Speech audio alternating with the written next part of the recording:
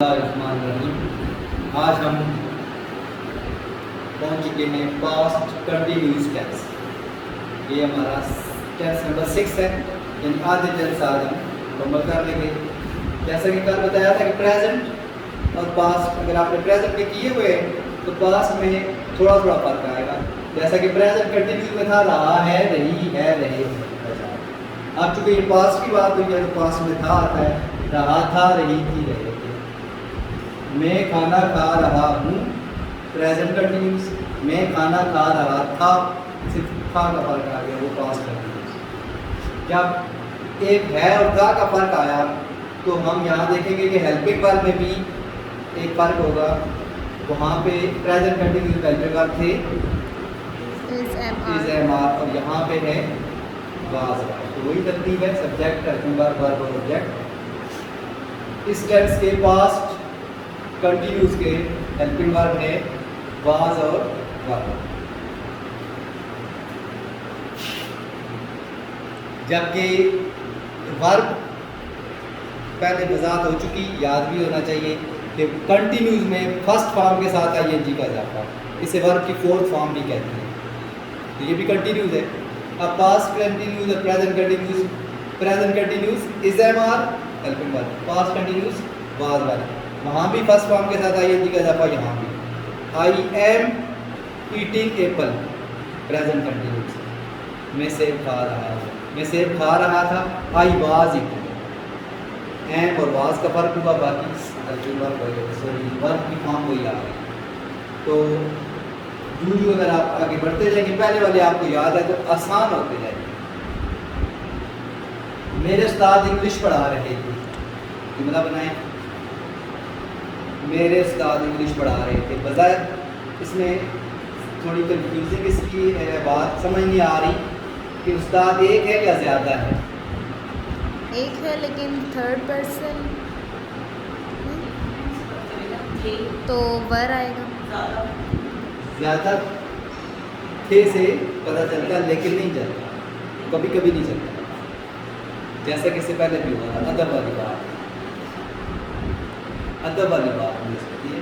इसमें दोनों बन भी सकते हैं, बंदा कह सकता है ज़्यादा थे, लेकिन बजाय ये लग रहा है उस्ताद इंग्लिश पढ़ा रहे थे, तो बजाय नहीं लग रहा है कि एक उस्ताद की बात हो रही है। ज़्यादा होते तो मुस्लिम सब्जेक्ट पढ़ा रहे होते, सारे उस्ताद तो इंग्लिश नहीं पढ़ा रहे। इस तरह ये अंदाज़ा होता है कि ये उस्ताद एक है, वो जो पढ़ा रहे थे वो अदब के लिए है। जैसा कि बताया था उर्दू में अदब होता है, इंग्लिश में नहीं होता। तो इसलिए सिर्फ हमें थे देख के वर्ब नहीं लगाएंगे, फिर हम जुमले की तो बेसिक पे देखेंगे कि ये एक है या ज़्यादा है। लग रहा है कि एक है उस्ताद। ऐसे जुमले कंफ्यूजिंग अगर उन्होंने ज़्यादा भी लिखते हैं, माई टीचर्स वर्ब भी लिख दें तो ठीक हो जाता है, क्योंकि मुमकिन है कि सारे उस्ताद इंग्लिश पढ़ा रहे हैं। उस जगह पे ये दोनों तरह से हो सकता है। लेकिन इस तरह पीछे आया था ना मेरे वालिद किताब पढ़ रहे थे, वहाँ तो हमें पता था कि वालिद साहब तो यकीनन एक ही।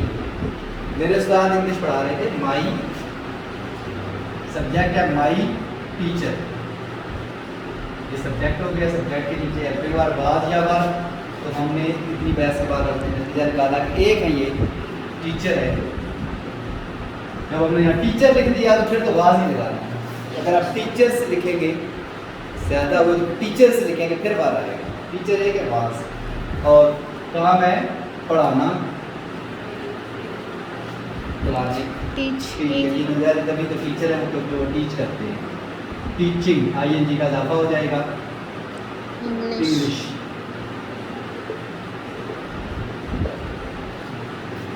तुम दरिया में नहीं तैर रहे थे, तुम यू, और यू जो है पहले भी बताया था कि यू और आई ये हमेशा बगावत करते हैं। एक अकेले होते हैं लेकिन इस्तेमाल ये ज़्यादा होते हैं। लेकिन इसमें इस टेंस में आई जो है, आई वो अकेला है और अकेले के तौर पर ही यूज होगा, यानी आई के साथ वाज आएगा। लेकिन यू अकेला होने के बावजूद भी जमा के तौर पे इस्तेमाल होगा, इसके साथ बार आएगा। प्रेजेंट कंटिन्यूस में आई के साथ अलग से एक लफ्ज़ था, वो था एम। इज नहीं आता था आई के साथ, ना आर आता था, यू के साथ आर आता था, आई के साथ एम अलग था, इसीलिए उसके 3 थे, इज एम आर। एम सिर्फ आई का था, इसमें आई का कोई अपना नहीं है तो आई के साथ बाहर आएगा, यू के साथ बाहर आएगा। ये इसका सब्जेक्ट है यू, ये इसीलिए लिखे हुए सब्जेक्ट के नीचे सब्जेक्ट है, एफएमआर के नीचे एफएमआर, वर्ब के नीचे वर्ब और ऑब्जेक्ट के नीचे तुम बार आएगा और नॉट भी आएगा, ये नहीं है, यू वन नॉट। उसके बाद इसमें वर्ब है तैरना, तैरने की है इंग्लिश है स्विमिंग, यहाँ स्विमिंग आएगा, SWIM ING। लेकिन इसमें एक और चीज़ भी है, थोड़ी सी अगर मैं वजाहत कर दूँ कि इंग्लिश में ज़्यादातर जो फिक्रे ऐसे हैं, फिक्रे नहीं सॉरी वर्ड लफ्स, कि अगर आखिरी वर्ड से पहला वर्ड वावल हो, ये अदबी शर्त नहीं है लेकिन ज़्यादातर होता है कि आखिरी से पहला वावल हो, तो जब ING लगता है तो आखिरी वर्ड डबल हो जाता है, SWI डबल है, यानी एक एम और आएगा फिर ING। इसकी और मिसाल ले लें, जैसा कि यहाँ पे है आर यू एन रन, दास से पहले वावल है, AEIO वावल, तो रनिंग के लिए क्या बनेगा, RU डबल एन ING, आखिरी डबल हो गया। लेकिन कुछ जगह पे ये कायदा नहीं भी होता, जैसे प्ले है PLAY, आखिरी से पहले ए है वावल है, लेकिन यहाँ पे डबल नहीं होता, लेकिन ज़्यादातर ऐसा होता है कि वो जाता है। दूसरा स्विमिंग इन द river, क्या मैं तकरीर कर रही थी, चूँकि ये फिक्रा सवालिया है तो हेल्पिंग वर्ब पहले यहाँ पे आएगा, सब्जेक्ट यहाँ से यहाँ चला जाएगा, सब्जेक्ट है मे आई, आई यहाँ नहीं आएगा बल्कि यहाँ आएगा बाहर में, और मे के साथ आई के साथ वाज आना है, वाज पहले आएगा, क्या बनेगा फिर वाज आई।